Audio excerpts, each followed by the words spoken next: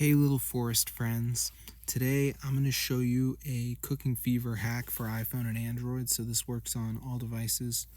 So as you can see, I'm broke, but in the mod menu I can turn on free gems. So I just turned it on, so let's see if the gems go up. So as you can see, these are the values right now. It's really bad, but hopefully we found a rise. So let's see if it rises up on the game, and then we're going to be good to go. So no rise. Oh wait, there it is. So I'm going to show you guys how to get cooking fever hack for iPhone and Android just like this. It's super cool. So let me show you how to do it.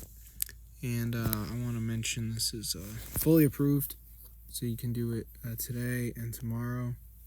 So I don't care who you are, but it's going to work for all you guys. So let's get into the video. So the first thing we're going to do is going to go onto this tweakmod.com.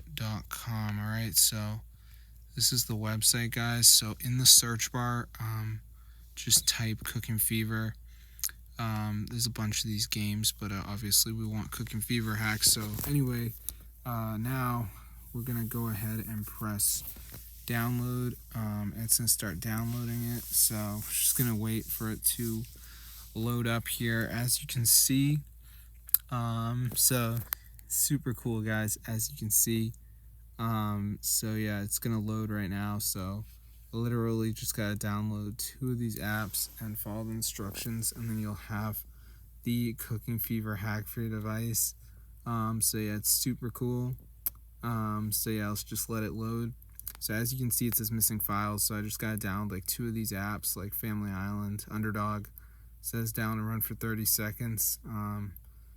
So Family Island, so just do 2 of these, you're good to go. It doesn't really matter, just make sure you follow the rules.